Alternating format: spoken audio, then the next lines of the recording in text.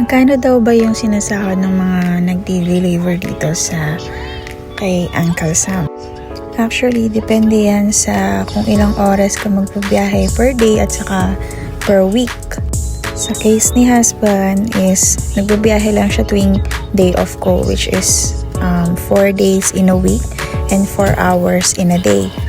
Ganun lang yung average hours ng pagde-deliver niya. Kaya, depende yun kung gaano katagal ka rin nagde-deliver, hindi siya pantay-pantay. Tapos, depende rin yun sa oras ng biyahe mo. Like, merong mga time na may additional promo na binibigay yung apps. Like, for example, from 3:30 to 5:30 is may additional na pay doon sa bawat biyahe mo or bawat deliver na magagawa mo. Let's say, meron 250, 350, 450, ganun. On top of the payment nila sa'yo. Standard base pay per order dito is $2.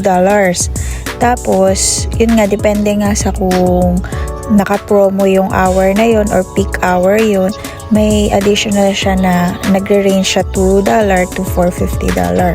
And then, yung tip ng customer is fully napupunta doon sa nagdi-deliver. Let's say, kung nag-tip yung customer ng $5, sa'yo lahat yun.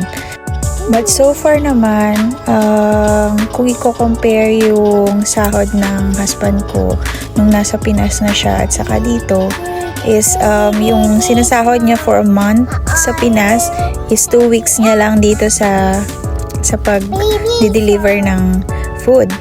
Pero syempre, ang cons dito is yung presyo ng mga bilihin. Like, yung gasolina, which is expenses yun sa pag-deliver ng food dito sa Amerika. Ang gasolina dito usually nagre-range siya sa $2.8 to $3. Depende pa yun kung saang state ka napunta. And syempre, in a week, minsan inaabot kami ng mga nasa $90 per week ang paggasolina namin. Kasi nga, syempre, binabiyahe din namin yung sasakyan sa pagdi-deliver at saka paghatid sundo na rin sa akin pag nag-work. Including na rin doon yung mga extra activities namin like pupunta ng church, mamimili sa grocery. Basta in a week, ang gasolina namin minsan naabot ng $90. Another cons pa ng pagdi-deliver ng pagkain is yung napapagastos ka rin talaga kapag dumarating yung pagkain doon sa loob ng sasakyan. Kasi sobrang bango niya, matatem kang bumili din. So, syempre, bawas na rin yun dun sa kikitain mo. Overall, kung sa akin lang, yung pagdi-deliver ng food is maganda siyang side hustle kasi at least may extra income ka during your hours na wala ka namang ginagawa or nakaano ka lang sa bahay.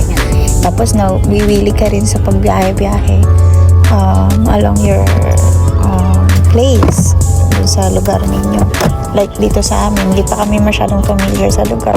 So, medyo may mga napupuntahan na rin kami kahit papano. Pero I cannot recommend yung pagdi-deliver ng pagkain as your work na full-time kasi yun nga, nag-iiba-iba yung rate ng offer pag nagde-deliver ka, depende rin sa time.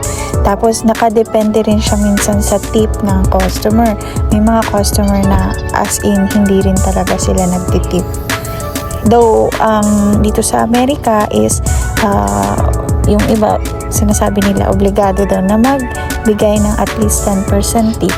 Pero may mga customer pa rin talaga na hindi nagbibigay. So yung sa nagde-deliver, minsan, ang per deliver rate lang na natatanggap is a minimum of $2. Like yung base pay lang. Lalo na kung wala namang promo that time. So, ayun lang. Salamat po sa pakikinig.